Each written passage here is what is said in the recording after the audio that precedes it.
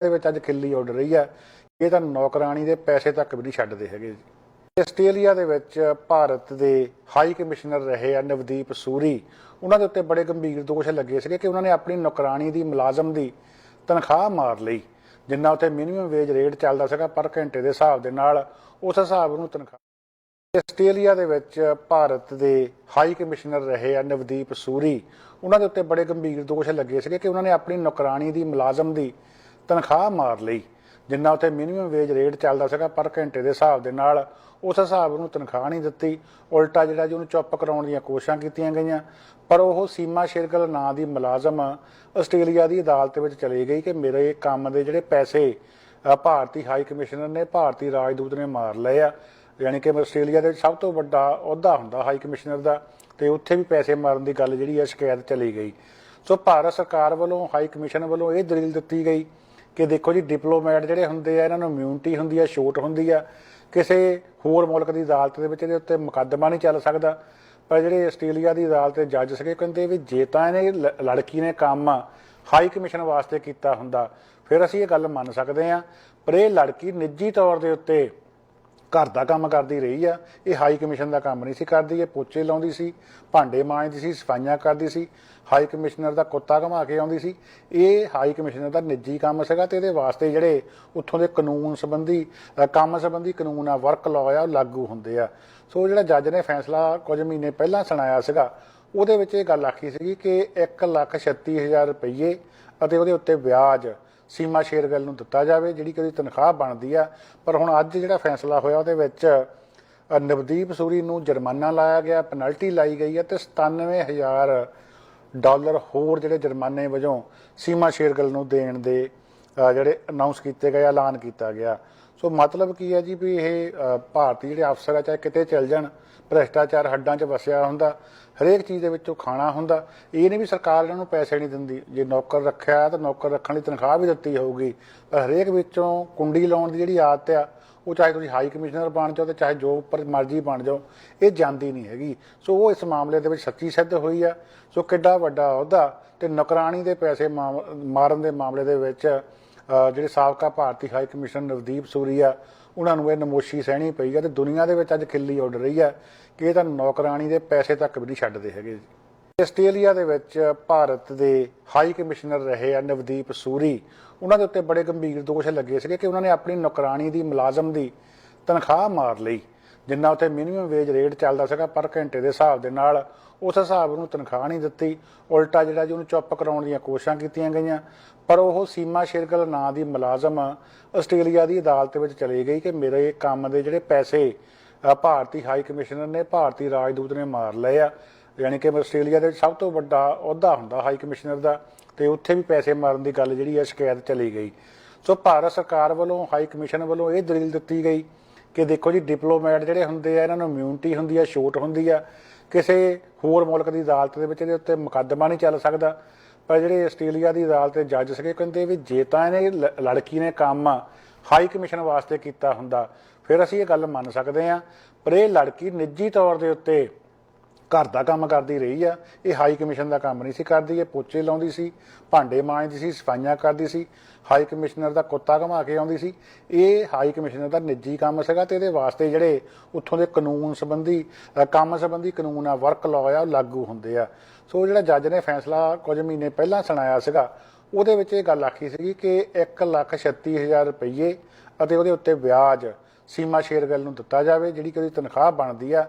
ਪਰ ਹੁਣ ਅੱਜ ਜਿਹੜਾ ਫੈਸਲਾ ਹੋਇਆ ਉਹਦੇ ਵਿੱਚ ਨਵਦੀਪ ਸੂਰੀ ਨੂੰ ਜੁਰਮਾਨਾ ਲਾਇਆ ਗਿਆ, ਪੈਨਲਟੀ ਲਾਈ ਗਈ ਹੈ ਤੇ $97,000 ਹੋਰ ਜਿਹੜੇ ਜੁਰਮਾਨੇ ਵਜੋਂ ਸੀਮਾ ਸ਼ੇਰਗਿੱਲ ਨੂੰ ਦੇਣ ਦੇ ਜਿਹੜੇ ਅਨਾਉਂਸ ਕੀਤੇ ਗਏ, ਐਲਾਨ ਕੀਤਾ ਗਿਆ।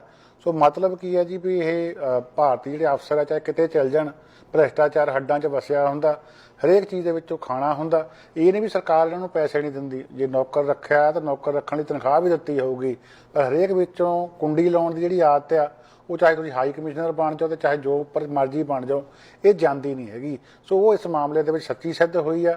ਸੋ ਕਿੱਡਾ ਵੱਡਾ ਅਹੁਦਾ ਤੇ ਨੌਕਰਾਨੀ ਦੇ ਪੈਸੇ ਮਾਰਨ ਦੇ ਮਾਮਲੇ ਦੇ ਵਿੱਚ ਜਿਹੜੇ ਸਾਬਕਾ ਭਾਰਤੀ ਹਾਈ ਕਮਿਸ਼ਨਰ ਨਵਦੀਪ ਸੂਰੀ ਆ, ਉਹਨਾਂ ਨੂੰ ਇਹ ਨਮੋਸ਼ੀ ਸਹਿਣੀ ਪਈ ਆ ਤੇ ਦੁਨੀਆ ਦੇ ਵਿੱਚ ਅੱਜ ਖਿੱਲੀ ਉੱਡ ਰਹੀ ਹੈ ਕਿ ਇਹ ਤਾਂ ਨੌਕਰਾਨੀ ਦੇ ਪੈਸੇ ਤੱਕ ਵੀ ਨਹੀਂ ਛੱਡਦੇ ਹੈਗੇ ਜੀ।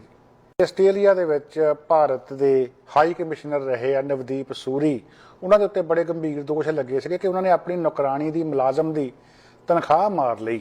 ਜਿੰਨਾ ਉੱਥੇ ਮਿਨੀਮਮ ਵੇਜ ਰੇਟ ਚੱਲਦਾ ਸੀਗਾ ਪਰ ਘੰਟੇ ਦੇ ਹਿਸਾਬ ਦੇ ਨਾਲ, ਉਸ ਹਿਸਾਬ ਨੂੰ ਤਨਖਾਹ ਨਹੀਂ ਦਿੱਤੀ। ਉਲਟਾ ਜਿਹੜਾ ਜੀ ਉਹਨੂੰ ਚੁੱਪ ਕਰਾਉਣ ਦੀਆਂ ਕੋਸ਼ਿਸ਼ਾਂ ਕੀਤੀਆਂ ਗਈਆਂ।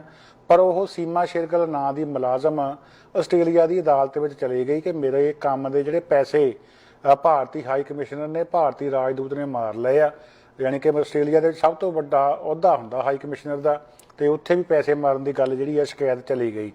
ਸੋ ਭਾਰਤ ਸਰਕਾਰ ਵੱਲੋਂ ਹਾਈ ਕਮਿਸ਼ਨ ਵੱਲੋਂ ਇਹ ਦਲੀਲ ਦਿੱਤੀ ਗਈ ਕਿ ਦੇਖੋ ਜੀ, ਡਿਪਲੋਮੈਟ ਜਿਹੜੇ ਹੁੰਦੇ ਆ ਇਹਨਾਂ ਨੂੰ ਇਮਿਊਨਿਟੀ ਹੁੰਦੀ ਆ, ਛੋਟ ਹੁੰਦੀ ਆ, ਕਿਸੇ ਹੋਰ ਮੁਲਕ ਦੀ ਅਦਾਲਤ ਦੇ ਵਿੱਚ ਇਹਦੇ ਉੱਤੇ ਮੁਕੱਦਮਾ ਨਹੀਂ ਚੱਲ ਸਕਦਾ।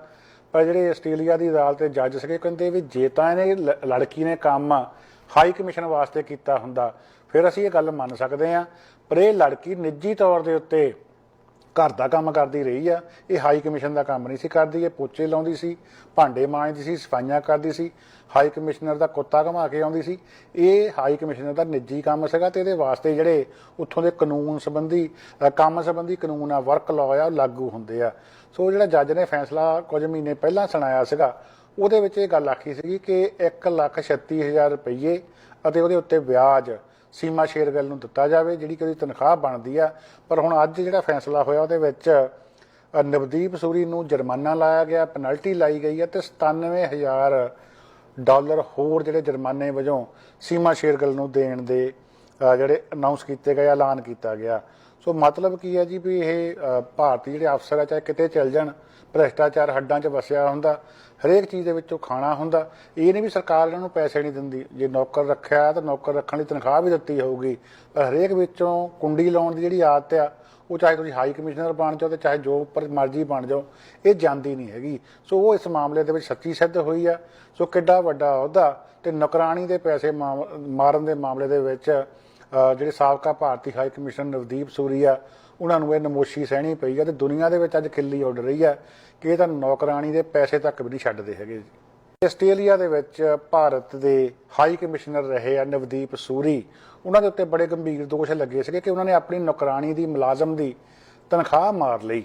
ਜਿੰਨਾ ਉੱਥੇ ਮਿਨੀਮਮ ਵੇਜ ਰੇਟ ਚੱਲਦਾ ਸੀਗਾ ਪਰ ਘੰਟੇ ਦੇ ਹਿਸਾਬ ਦੇ ਨਾਲ, ਉਸ ਹਿਸਾਬ ਨੂੰ ਤਨਖਾਹ ਨਹੀਂ ਦਿੱਤੀ। ਉਲਟਾ ਜਿਹੜਾ ਜੀ ਉਹਨੂੰ ਚੁੱਪ ਕਰਾਉਣ ਦੀਆਂ ਕੋਸ਼ਿਸ਼ਾਂ ਕੀਤੀਆਂ ਗਈਆਂ। ਪਰ ਉਹ ਸੀਮਾ ਸ਼ੇਰਗਿੱਲ ਨਾਂ ਦੀ ਮੁਲਾਜ਼ਮ ਆਸਟ੍ਰੇਲੀਆ ਦੀ ਅਦਾਲਤ ਵਿੱਚ ਚਲੀ ਗਈ ਕਿ ਮੇਰੇ ਕੰਮ ਦੇ ਜਿਹੜੇ ਪੈਸੇ ਭਾਰਤੀ ਹਾਈ ਕਮਿਸ਼ਨਰ ਨੇ, ਭਾਰਤੀ ਰਾਜਦੂਤ ਨੇ ਮਾਰ ਲਏ ਆ। ਫਿਰ ਅਸੀਂ ਇਹ ਗੱਲ ਮੰਨ ਸਕਦੇ ਹਾਂ। ਪਰ ਜਿਹੜੇ ਆਸਟ੍ਰੇਲੀਆ ਦੇ ਵਿੱਚ ਭਾਰਤ ਦੇ ਹਾਈ ਕਮਿਸ਼ਨਰ ਰਹੇ ਆ ਨਵਦੀਪ ਸੂਰੀ। ਉਹਨਾਂ ਦੇ ਉੱਤੇ ਬੜੇ ਗੰਭੀਰ ਦੋਸ਼ ਲੱਗੇ ਸੀਗੇ ਕਿ ਉਹਨਾਂ ਨੇ ਆਪਣੀ ਨੌਕਰਾਨੀ ਦੀ ਮੁਲਾਜ਼ਮ ਦੀ ਤਨਖਾਹ ਮਾਰ ਲਈ। ਜਿੰਨਾ ਉੱਥੇ ਮਿਨੀਮਮ ਵੇਜ ਰੇਟ ਚੱਲਦਾ ਸੀਗਾ ਪਰ ਘੰਟੇ ਦੇ ਹਿਸਾਬ ਦੇ ਨਾਲ, ਉਸ ਹਿਸਾਬ ਨੂੰ ਤਨਖਾਹ ਨਹੀਂ ਦਿੱਤੀ। ਉਲਟਾ ਜਿਹੜਾ ਜੀ ਉਹਨੂੰ ਚੁੱਪ ਕਰਾਉਣ ਦੀਆਂ ਕੋਸ਼ਿਸ਼ਾਂ ਕੀਤੀਆਂ ਗਈਆਂ। ਪਰ ਉਹ ਸੀਮਾ ਸ਼ੇਰਗਿੱਲ ਨਾਂ ਦੀ ਮੁਲਾਜ਼ਮ ਆਸਟ੍ਰੇਲੀਆ ਦੀ ਅਦਾਲਤ ਵਿੱਚ ਚਲੀ ਗਈ ਕਿ ਮੇਰੇ ਕੰਮ ਦੇ ਜਿਹੜੇ ਪੈਸੇ ਭਾਰਤੀ ਹਾਈ ਕਮਿਸ਼ਨਰ ਨੇ, ਭਾਰਤੀ ਰਾਜਦੂਤ ਨੇ ਮਾਰ ਲਏ ਆ। ਯਾਨੀ ਕਿ ਆਸਟ੍ਰੇਲੀਆ ਦੇ ਸਭ ਤੋਂ ਵੱਡਾ ਅਹੁਦਾ ਹੁੰਦਾ ਹਾਈ ਕਮਿਸ਼ਨਰ ਦਾ, ਤੇ ਉੱਥੇ ਵੀ ਪੈਸੇ ਮਾਰਨ ਦੀ ਗੱਲ ਜਿਹੜੀ ਹੈ ਸ਼ਿਕਾਇਤ ਚਲੀ ਗਈ। ਸੋ ਭਾਰਤ ਸਰਕਾਰ ਵੱਲੋਂ ਹਾਈ ਕਮਿਸ਼ਨ ਵੱਲੋਂ ਇਹ ਦਲੀਲ ਦਿੱਤੀ ਗਈ ਕਿ ਦੇਖੋ ਜੀ, ਡਿਪਲੋਮੈਟ ਜਿਹੜੇ ਹੁੰਦੇ ਆ ਇਹਨਾਂ ਨੂੰ ਇਮਿਊਨਿਟੀ ਹੁੰਦੀ ਆ, ਛੋਟ ਹੁੰਦੀ ਆ, ਕਿਸੇ ਹੋਰ ਮੁਲਕ ਦੀ ਅਦਾਲਤ ਦੇ ਵਿੱਚ ਇਹਦੇ ਉੱਤੇ ਮੁਕੱਦਮਾ ਨਹੀਂ ਚੱਲ ਸਕਦਾ। ਪਰ ਜਿਹੜੇ ਆਸਟ੍ਰੇਲੀਆ ਦੀ ਅਦਾਲਤ ਦੇ ਜੱਜ ਸੀਗੇ ਕਹਿੰਦੇ ਵੀ ਜੇ ਤਾਂ ਇਹਨੇ ਲੜਕੀ ਨੇ ਕੰਮ ਹਾਈ ਕਮਿਸ਼ਨ ਵਾਸਤੇ ਕੀਤਾ ਹੁੰਦਾ ਫਿਰ ਅਸੀਂ ਇਹ ਗੱਲ ਮੰਨ ਸਕਦੇ ਹਾਂ। ਪਰ ਇਹ ਲੜਕੀ ਨਿੱਜੀ ਤੌਰ ਦੇ ਉੱਤੇ ਘਰ ਦਾ ਕੰਮ ਕਰਦੀ ਰਹੀ ਆ। ਇਹ ਹਾਈ ਕਮਿਸ਼ਨ ਦਾ ਕੰਮ ਨਹੀਂ ਸੀ ਕਰਦੀ। ਇਹ ਪੋਚੇ ਲਾਉਂਦੀ ਸੀ, ਭਾਂਡੇ ਮਾਂਜਦੀ ਸੀ, ਸਫਾਈਆਂ ਕਰਦੀ ਸੀ, ਹਾਈ ਕਮਿਸ਼ਨਰ ਦਾ ਕੁੱਤਾ ਘੁਮਾ ਕੇ ਆਉਂਦੀ ਸੀ। ਇਹ ਹਾਈ ਕਮਿਸ਼ਨਰ ਦਾ ਨਿੱਜੀ ਕੰਮ ਸੀਗਾ ਤੇ ਇਹਦੇ ਵਾਸਤੇ ਜਿਹੜੇ ਉੱਥੋਂ ਦੇ ਕਾਨੂੰਨ ਸੰਬੰਧੀ ਕੰਮ ਸੰਬੰਧੀ ਕਾਨੂੰਨ ਆ, ਵਰਕ ਲਾਅ ਆ, ਉਹ ਲਾਗੂ ਹੁੰਦੇ ਆ। ਸੋ ਜਿਹੜਾ ਜੱਜ ਨੇ ਫੈਸਲਾ ਕੁਝ ਮਹੀਨੇ ਪਹਿਲਾਂ ਸੁਣਾਇਆ ਸੀਗਾ, ਉਹਦੇ ਵਿੱਚ ਇਹ ਗੱਲ ਆਖੀ ਸੀਗੀ ਕਿ 1,36,000 ਰੁਪਈਏ ਅਤੇ ਉਹਦੇ ਉੱਤੇ ਵਿਆਜ ਸੀਮਾ ਸ਼ੇਰਗਿੱਲ ਨੂੰ ਦਿੱਤਾ ਜਾਵੇ, ਜਿਹੜੀ ਕਿ ਉਹਦੀ ਤਨਖਾਹ ਬਣਦੀ ਆ। ਪਰ ਹੁਣ ਅੱਜ ਜਿਹੜਾ ਫੈਸਲਾ ਹੋਇਆ ਉਹਦੇ ਵਿੱਚ ਨਵਦੀਪ ਸੂਰੀ ਨੂੰ ਜੁਰਮਾਨਾ ਲਾਇਆ ਗਿਆ, ਪੈਨਲਟੀ ਲਾਈ ਗਈ ਹੈ ਤੇ $97,000 ਹੋਰ ਜਿਹੜੇ ਜੁਰਮਾਨੇ ਵਜੋਂ ਸੀਮਾ ਸ਼ੇਰਗਿੱਲ ਨੂੰ ਦੇਣ ਦੇ ਜਿਹੜੇ ਅਨਾਉਂਸ ਕੀਤੇ ਗਏ, ਐਲਾਨ ਕੀਤਾ ਗਿਆ। ਸੋ ਮਤਲਬ ਕੀ ਹੈ ਜੀ ਵੀ ਇਹ ਭਾਰਤੀ ਜਿਹੜੇ ਅਫਸਰ ਆ ਚਾਹੇ ਕਿਤੇ ਚੱਲ ਜਾਣ, ਭ੍ਰਿਸ਼ਟਾਚਾਰ ਹੱਡਾਂ 'ਚ ਵਸਿਆ ਹੁੰਦਾ, ਹਰੇਕ ਚੀਜ਼ ਦੇ ਵਿੱਚੋਂ ਖਾਣਾ ਹੁੰਦਾ। ਇਹ ਨਹੀਂ ਵੀ ਸਰਕਾਰ ਇਹਨਾਂ ਨੂੰ ਪੈਸੇ ਨਹੀਂ ਦਿੰਦੀ, ਜੇ ਨੌਕਰ ਰੱਖਿਆ ਤਾਂ ਨੌਕਰ ਰੱਖਣ ਲਈ ਤਨਖਾਹ ਵੀ ਦਿੱਤੀ ਹੋਊਗੀ। ਪਰ ਹਰੇਕ ਵਿੱਚੋਂ ਕੁੰਡੀ ਲਾਉਣ ਦੀ ਜਿਹੜੀ ਆਦਤ ਆ, ਉਹ ਚਾਹੇ ਤੁਸੀਂ ਹਾਈ ਕਮਿਸ਼ਨਰ ਬਣ ਜਾਓ ਤੇ ਚਾਹੇ ਜੋ ਉੱਪਰ ਮਰਜ਼ੀ ਬਣ ਜਾਓ, ਇਹ ਜਾਂਦੀ ਨਹੀਂ ਹੈਗੀ। ਸੋ ਉਹ ਇਸ ਮਾਮਲੇ ਦੇ ਵਿੱਚ ਸੱਚੀ ਸਿੱਧ ਹੋਈ ਆ। ਸੋ ਕਿੱਡਾ ਵੱਡਾ ਅਹੁਦਾ ਤੇ ਨੌਕਰਾਨੀ ਦੇ ਪੈਸੇ ਮਾਰਨ ਦੇ ਮਾਮਲੇ ਦੇ ਵਿੱਚ ਜਿਹੜੇ ਸਾਬਕਾ ਭਾਰਤੀ ਹਾਈ ਕਮਿਸ਼ਨਰ ਨਵਦੀਪ ਸੂਰੀ ਆ, ਉਹਨਾਂ ਨੂੰ ਇਹ ਨਮੋਸ਼ੀ ਸਹਿਣੀ ਪਈ ਆ ਤੇ ਦੁਨੀਆ ਦੇ ਵਿੱਚ ਅੱਜ ਖਿੱਲੀ ਉੱਡ ਰਹੀ ਆ ਕਿ ਇਹ ਤਾਂ ਨੌਕਰਾਨੀ ਦੇ ਪੈਸੇ ਤੱਕ ਵੀ ਨਹੀਂ ਛੱਡਦੇ ਹੈਗੇ ਜੀ। ਆਸਟ੍ਰੇਲੀਆ ਦੇ ਵਿੱਚ ਭਾਰਤ ਦੇ ਹਾਈ ਕਮਿਸ਼ਨਰ ਰਹੇ ਆ ਨਵਦੀਪ ਸੂਰੀ। ਉਹਨਾਂ ਦੇ ਉੱਤੇ ਬੜੇ ਗੰਭੀਰ ਦੋਸ਼ ਲੱਗੇ ਸੀਗੇ ਕਿ ਉਹਨਾਂ ਨੇ ਆਪਣੀ ਨੌਕਰਾਨੀ ਦੀ ਮੁਲਾਜ਼ਮ ਦੀ ਤਨਖਾਹ ਮਾਰ ਲਈ। ਜਿੰਨਾ ਉੱਥੇ ਮਿਨੀਮਮ ਵੇਜ ਰੇਟ ਚੱਲਦਾ ਸੀਗਾ ਪਰ ਘੰਟੇ ਦੇ ਹਿਸਾਬ ਦੇ ਨਾਲ, ਉਸ ਹਿਸਾਬ ਨੂੰ ਤਨਖਾਹ ਨਹੀਂ ਦਿੱਤੀ।